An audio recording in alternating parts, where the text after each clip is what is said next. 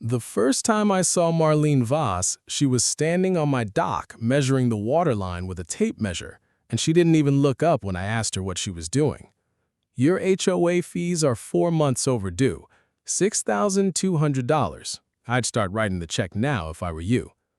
I'd lived in that house for exactly 11 days. I'd bought it sight unseen mostly, a foreclosure auction, a property nobody else wanted because the listing photos made the place look haunted, vines crawling up the east wall, a boathouse that had clearly been underwater at some point. But when I walked through it the first time, alone, I know. 12,000 square feet of stone and glass on the quiet side of Lake Corcoran, the side everyone said was unbuildable because of some old zoning dispute nobody could quite explain. I got it for less than a third of what it was worth. I told Marlene I wasn't part of any HOA. I checked. The title search, the deed, all of it. Nothing. She smiled the way people smile when they already know they've won an argument you haven't started yet. Everyone on this lake is part of Lakeshore Preservation Collective. You'll get the invoice in the mail. That should have been the end of it, the part where I show paperwork and she slinks off. Except 3 days later, the invoice came, and it wasn't from a property management company.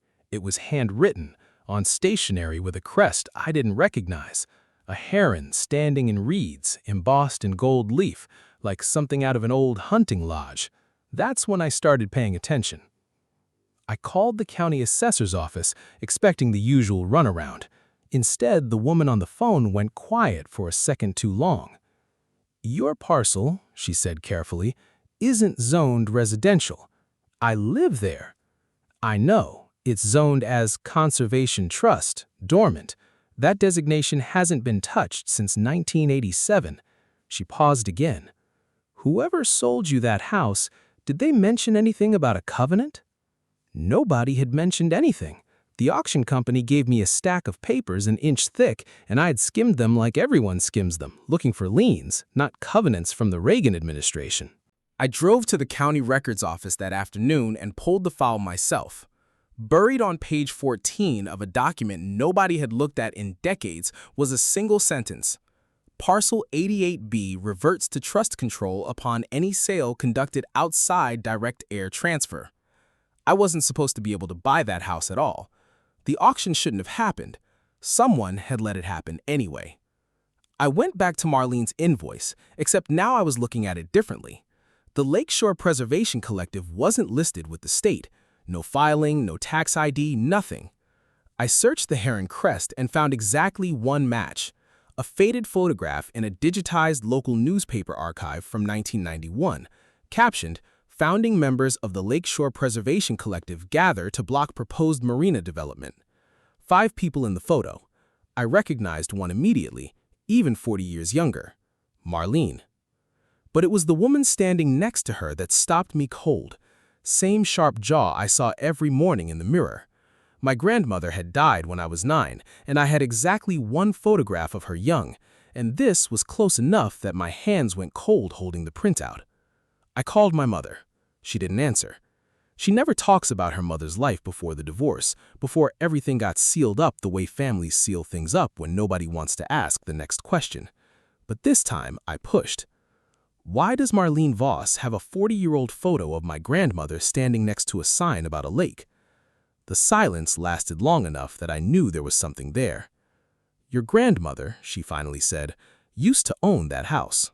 Here's what came out over the next 2 phone calls, in pieces, the way the worst family stories always come out, sideways, reluctantly, with my mother stopping every sentence to ask if I really wanted to know this.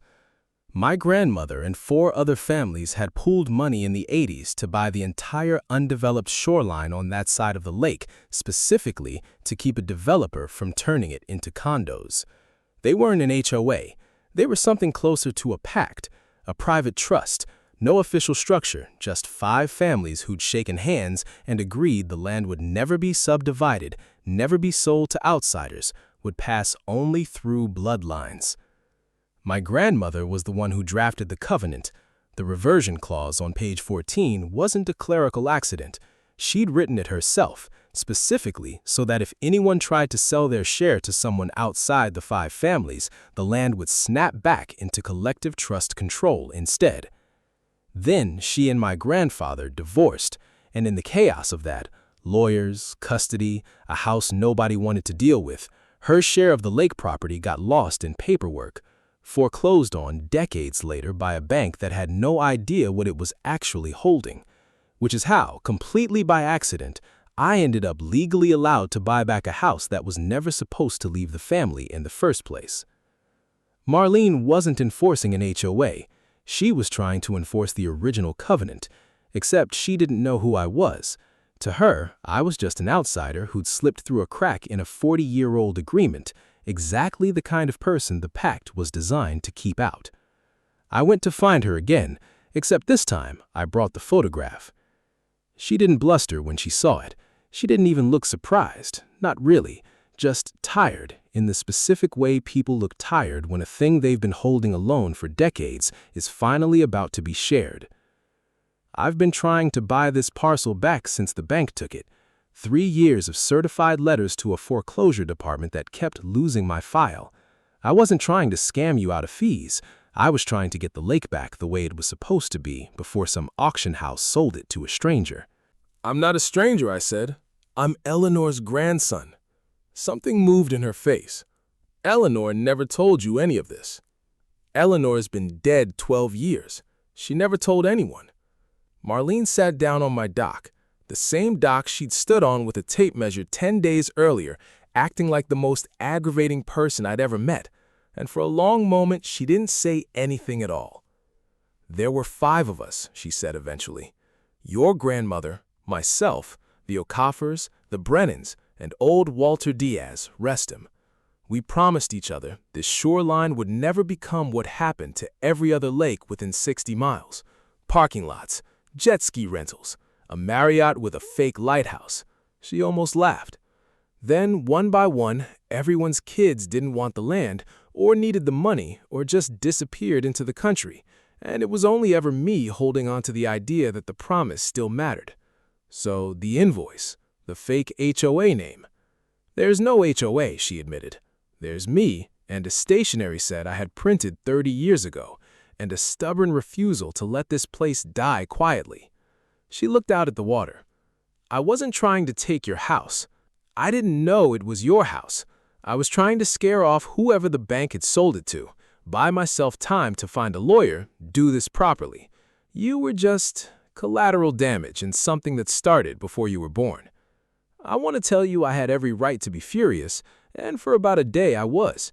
She'd harassed me, invented a fictional governing body, sent threatening mail with a fake crest on it like some kind of lake-themed mafia. That's real. That happened. But I'd also just found out my grandmother spent the last working years of her life trying to protect something most people would have sold off in a heartbeat for the cash, and that the person enforcing her wishes decades later, badly, illegally, with a tape measure and forged letterhead, was doing it because she'd made a promise to a friend and watched everyone else walk away from it. We didn't end up suing each other. We ended up at her kitchen table going through a box of 40-year-old documents, most of them useless, a few of them not. I learned my grandmother's handwriting from notes in the margins. I learned that 2 of the other 4 founding families still had descendants who might want to be part of something again if anyone bothered to ask them. So I asked. It took 8 months, 3 actual lawyers, and 1 extremely uncomfortable family reunion at Marlene's house. But we turned the thing she'd been faking into something real, an actual registered land trust, this time with paperwork that would hold up, this time with my name on it next to hers, fulfilling a promise that had outlived almost everyone who made it. Marlene still sends handwritten notes instead of emails. She still has opinions about my doc. Some habits don't change just because the lawsuit threat turns into a partnership. But every so often, I think about how close I came to just paying that $6,000 invoice to make a crazy old woman go away, never knowing I would have been paying to make my own grandmother's last wish disappear along with her. The lesson isn't really about HOAs or Karens or who wins an argument on a dock.